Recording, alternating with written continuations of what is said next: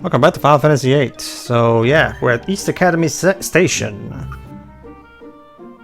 Look at that. Player. I noticed you looking around with the camera. Yes, just showing off the world map. He's enjoying the scenery. Alright, so fortunately, and this is actually kind of surprising, the game actually does have a really good map system that tells you where your destination is in relation to you. So you probably will not get lost on the world map. You're fine.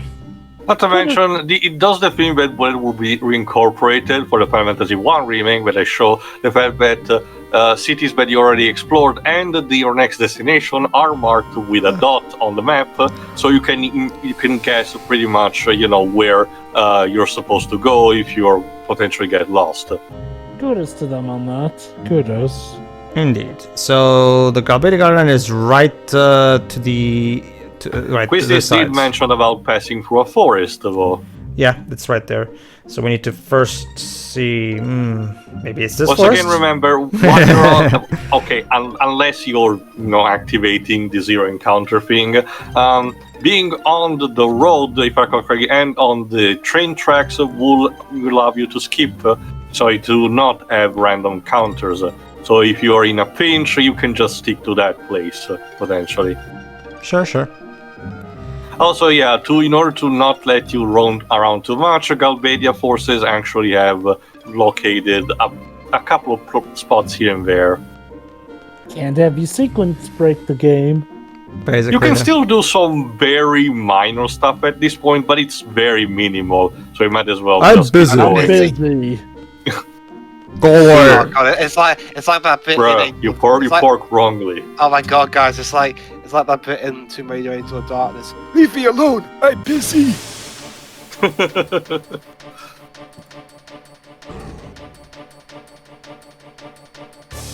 Chance Yeah, for first I like strike. the battle music. Yeah, it's fine. Okay. Come on, guys, let's whoop this weird crab thing's ass. I like a snake.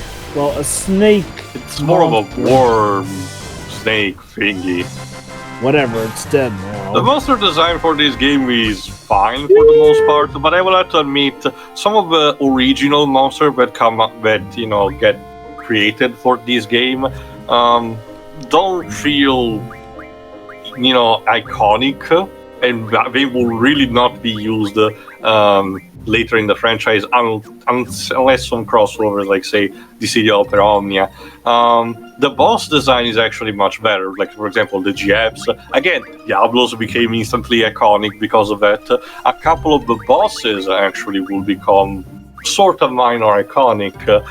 This game actually has an updated design for the Ultima weapon, for example, which is pretty cool. And will also be introduction of Omega weapon, though it's very similar to Ultima, so it's not really too much of that.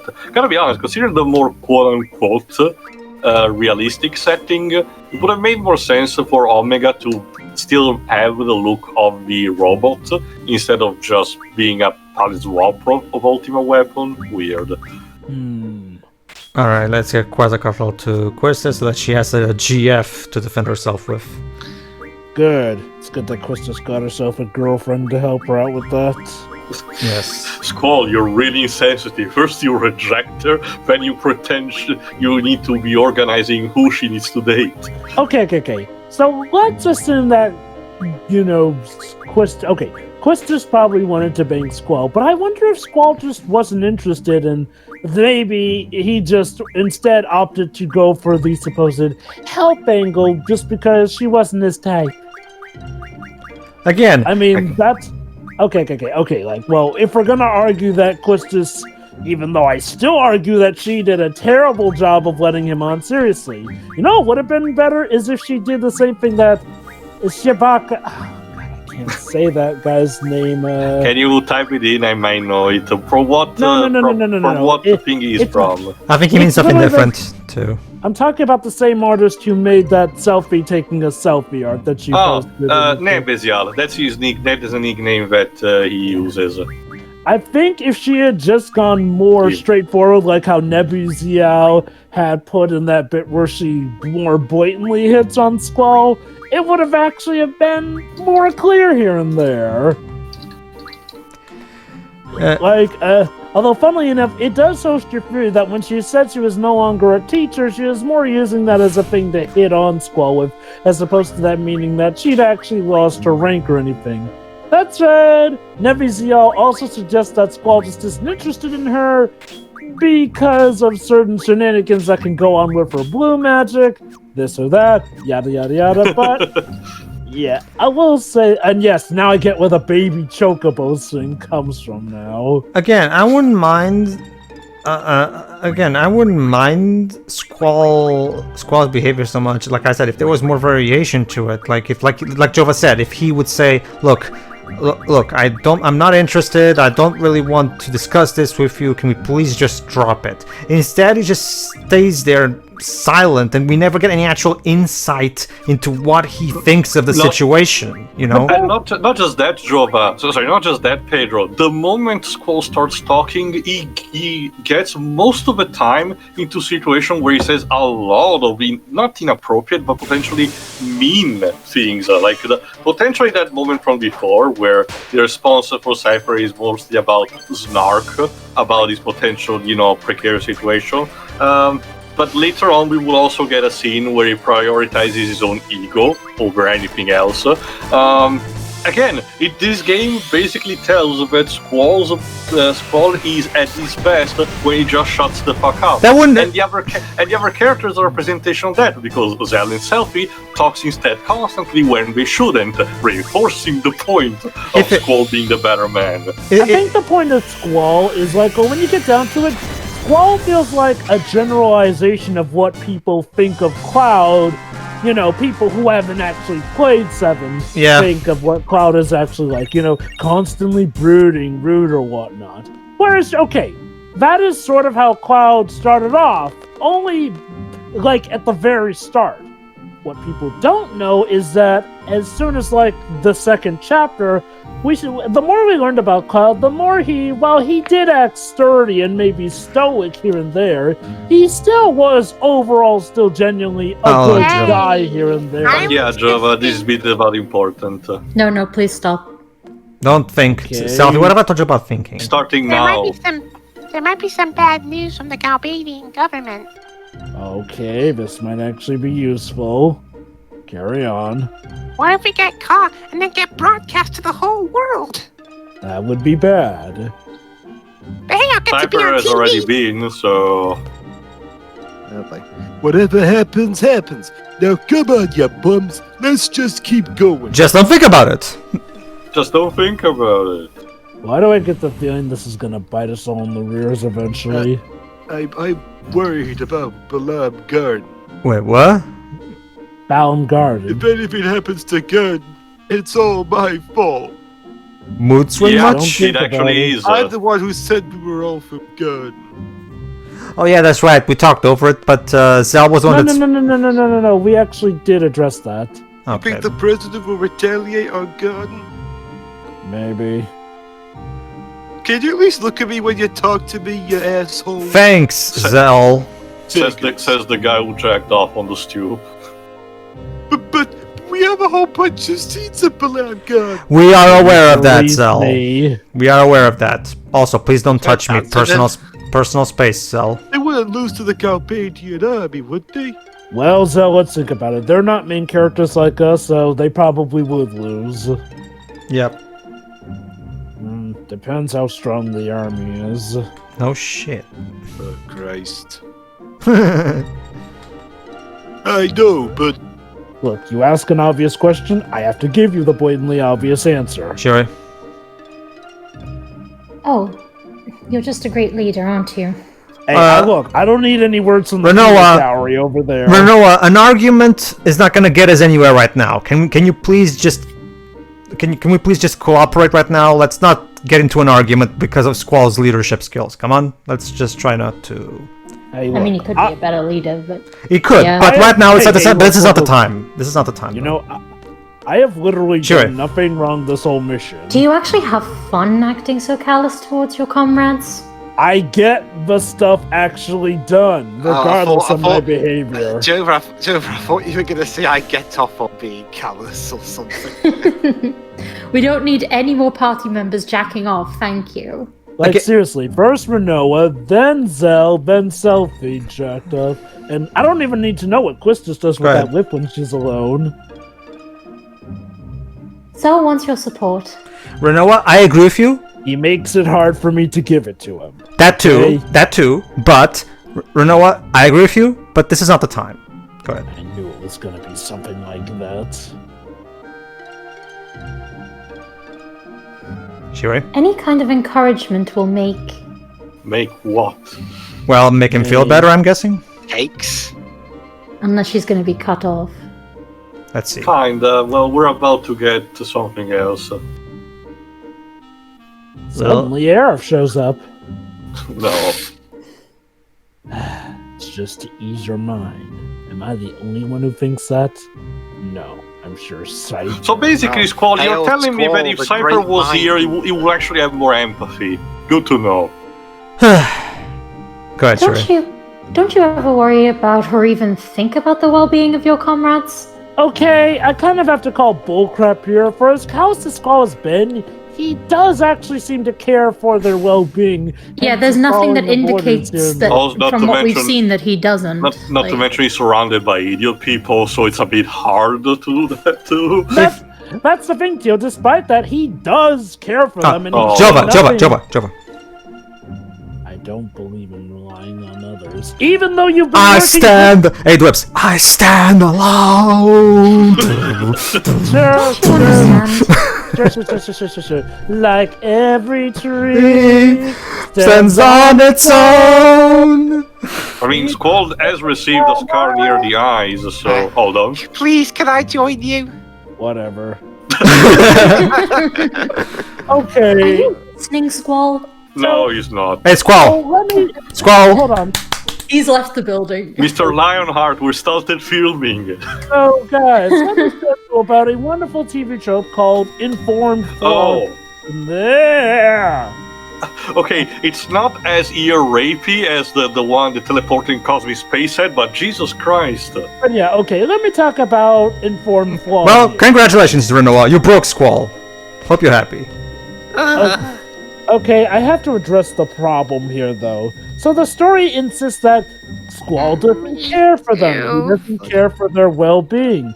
Except, nothing in the story has suggested that he doesn't care about them. He actually has been a relatively fine leader here and there. He's followed orders, and it's not like he's left them behind or even said anything think like, I'll leave They you went to behind. the dream world. Yeah, we're about to get another dream sequence with Laguna and the others, so enjoy. Yeah, basically. Now, from now onward, the people who will go to sleep will be the party you are controlling right now. Okay, here we go. Kiros, you sure this is the place? No, we made a wrong turn. Let's go back. Of course, this is the place. Oh, and by the way, Laguna, aren't we soldiers fighting for timber? Positive.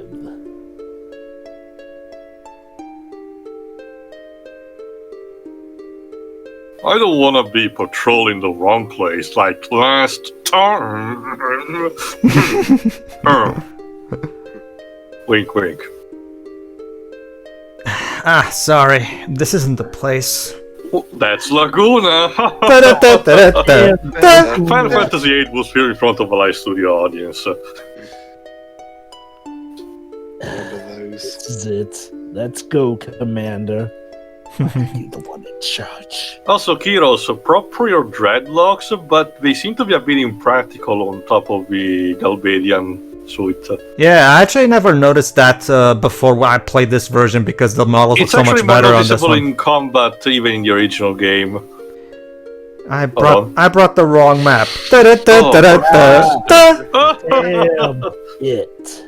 Somehow I have a bad feeling about this. Don't get me wrong. Obviously, the comedy of these three is, up to your taste. But I actually do at the very least appreciate that they did give. It does this particular subplot at the very least for me has more personality to it. Seriously, I have I know a it's a good bad time. feeling. There's something fishy going on here.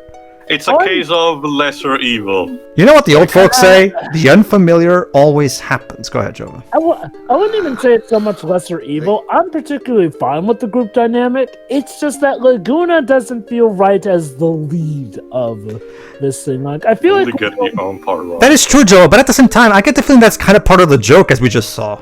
So, I suppose, yeah. I mean, you know, again, I actually kind of like this group dynamic here. It's just that Laguna does get a bit on my nerves every now and then. Kiros is definitely my favorite of the bunch. now let's move out. I figured that's why I gave him to you. Now, believe it or not, some stuff that you are about to do in this sequence will have ramification for the penultimate dungeon of the game.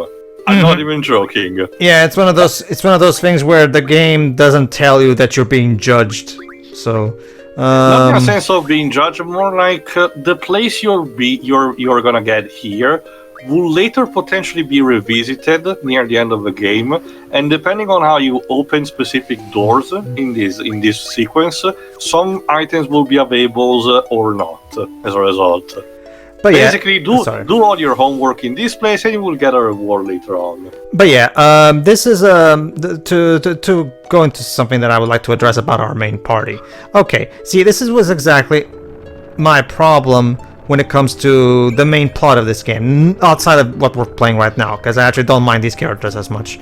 But seriously, this place sure is strange. Strange, isn't it? What the heck is this big pile of rocks?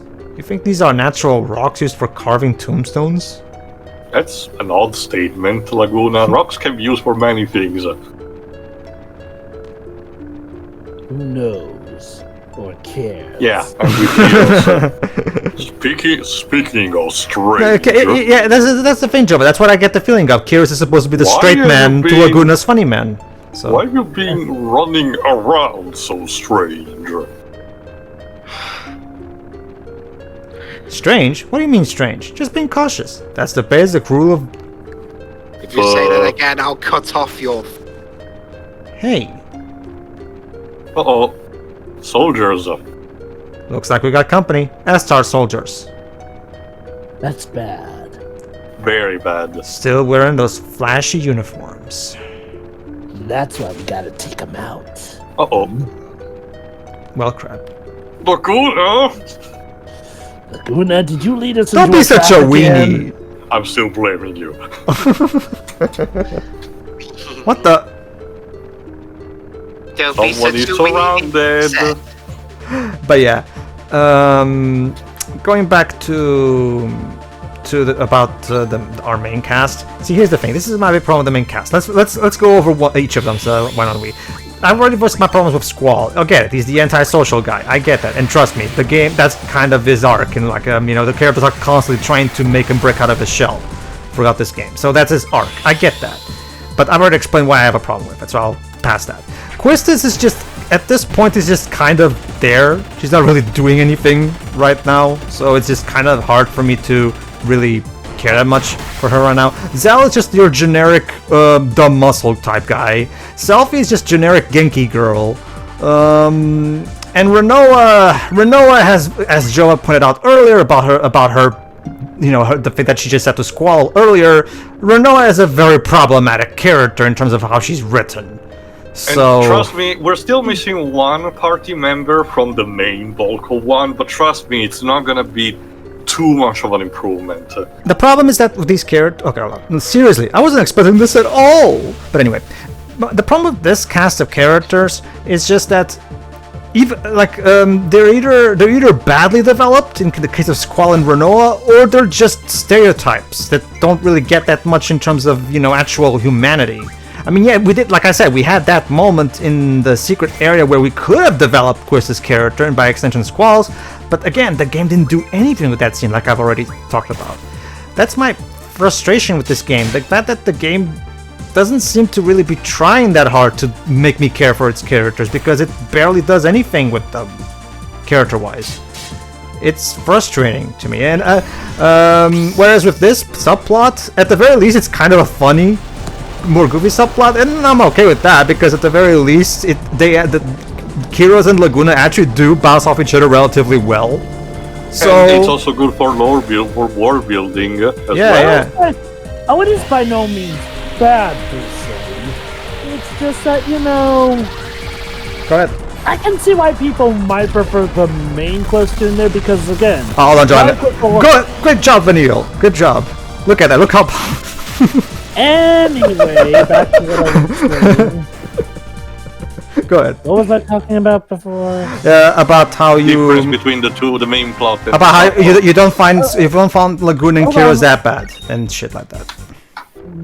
Basically, like I was saying, I mean, I like this section too, but I feel that, like a lot of the issues with Final Fantasy VIII, you're kind of left wondering what any of this has to do with the main narrative until way later down the line. That is true, So yeah. in some ways, this can kind of feel like a bit of a time waste here. Now, don't get me wrong, if you like these sequences, they're fine and fun. But I do feel like for something that interrupts the main narrative, it doesn't always cut the mustard. Yeah. And, you know. Yeah, there's the fact that anytime you have to do one of these sequences, the main plot comes to a screeching halt. Yeah, that is yeah, Jella brought up a good point actually.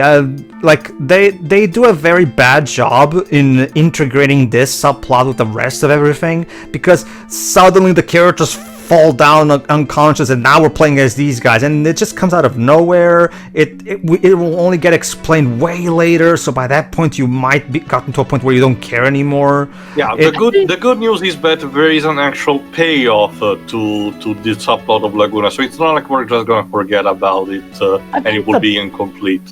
I think the best way to put it is like, well, the makers of Final Fantasy VIII kind of treated this game like you're reading a book, you know? Like, okay, in a novel or whatnot, you will get sometimes, a lot of times, where something completely different from the main story is going on.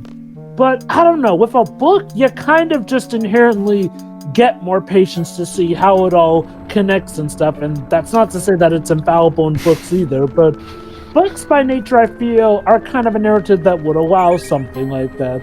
Like, and you know, maybe if we knew from the get-go, or at least sooner, what was the point of this, it would help too. Like, I get, again, why they're not doing it, because they don't want to spoil the surprise. But unfortunately, because they take a while to get to explaining what's the point of this, it can feel like it comes off as pointless until you do figure out this thing. Like, let me put it like this. For record's sake, something could have a huge point to everything. Like, it could be part of some prophecy. But if you don't know that that prophecy exists until, like, say, 75% of the story, then up until that point, it does run the risk of making you feel like you wasted your time until you figure out the purpose of it. Now, you could obviously say, well, obviously it has to have a purpose. That said, sometimes writers are just that incompetent to put something in that it doesn't have a point. So... Not just that, Jova. There's also the fact that every people's patience has limits. There's only so much you can string us along through this crap before we actually stop caring, and by the time the answers get, we don't even care anymore. So there's also the fact, to be fair, the game after this one, Fantasy IX, actually does contain, in my opinion, a good example actually of sequence break with two different subplots. Due to events that happen in the first disc, your party actually gets split up, and you do follow Zidane for a bit.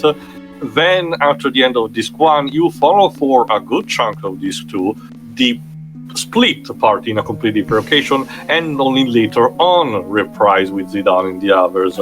So that game actually has a better idea on how to do this kind of split sequence to see the different point of view. But again, it really depends just on the quality of writing and of the directing. I will argue too. The comparison is a bit misguided too, because the split that you're talking about in 9 is very much like in the one in 6. Whereas the split in this game doesn't get any kind of context like the ones in 6 and 9 have. It comes out of nowhere, and by the time we finally learn what relevance and why it has and why we should even give a damn, by that point, some people, myself included, by that point stop caring because this game is because I find this game boring, and I'm just like, oh, so that's why. Well, I don't really care anymore, but that's nice to know. That's the problem. Let me sum it up. Overall, I do like this other sequence, But I feel like it could have been stronger for something that, for a good portion of the game, we don't know why it's even in this game. That's my main thing. Mm-hmm. And Laguna is unfortunately a big contributor to some of the tests of my patience with bits. Don't worry, Jova. In the next part, we're actually about to see what the main gimmick of this particular dungeon is. It's tied to Laguna's character, believe it or not. See, So, see, no, that actually is a good point. Even though I do like Laguna, he's gonna have a really stupid moment in the next part. So tune in for that, everybody. Yeah. See ya. See